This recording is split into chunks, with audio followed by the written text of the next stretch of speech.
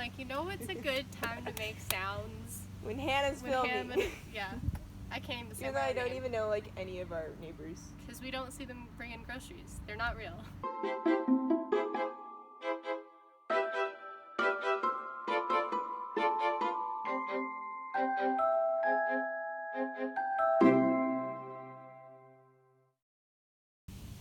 Hello and welcome back. This week I am super excited because I am talking about my Twitter friend Lala Palacios' book Blank Slate. So, this is a short story which, between it literally being short and it being very engaging, made it to be an incredibly quick but satisfying read. So, it again takes place probably about now, but the kind of funny thing is that it's a little bit hard to tell what age the main character Donovan is. When I was first reading the book, it made it seem like he was maybe mid-20s-ish, but then as I read it more, it sounds like he might be like late teens, almost 20, because it sounds like he had just graduated high school, possibly. And this is kind of interesting because it reminded me of a rom-com that I had seen years ago and is a personal favorite, 13 Going on 30, where this woman in the film and kind of in the story wakes up and doesn't remember a decent chunk of her past. Like, she doesn't remember, and in this case he doesn't remember their best friend. They don't remember why they're fighting with their best friend. All they know is that they still care about them. In Donovan, the main character of Blank Slate's case, it's because he slipped, or did he, off of a bridge railing structure and wakes up in a hospital.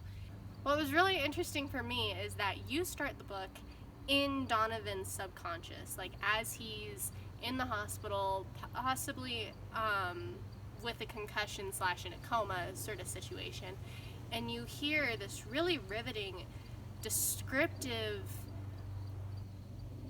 experience of waking up and remembering things and realizing that you don't want to, and trying actively to forget those painful memories without forgetting everything.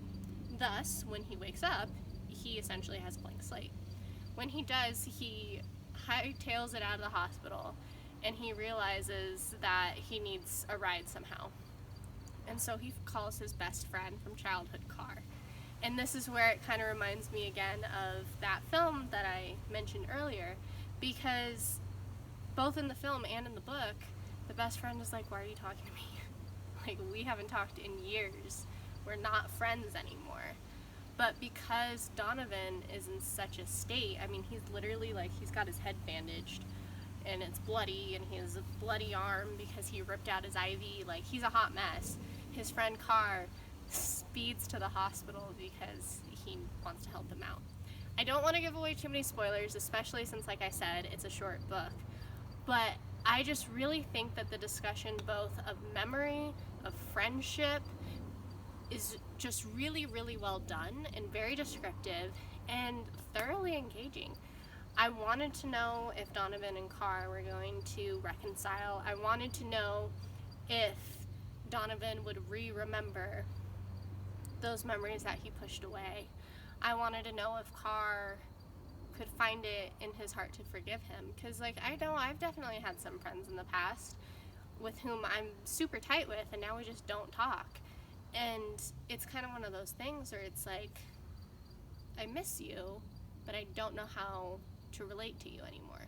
And so I think that even though I don't think very many of us have been called because our friend, like, escaped from the hospital and they need you to go pick them up, I think it's a very relatable thing that as you grow up, you lose friends. And I think this is just a really beautiful story of looking at that experience and kind of exploring it.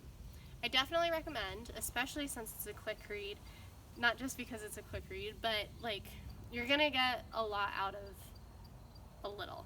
And I think when you have stories like that just pack so much emotion and so much description into such a small package, it's just a really beautiful thing. So, that's all I have for Lala Palacio's book, Blank Slate.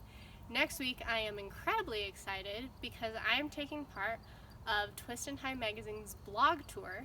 I will be reviewing Juliet Vandermolen's book, Confess, which is a collection of poetry and a little bit of research having to do with the Salem witch trials. So look out for those posts. Thank you so much for watching, and I'll see you all next time.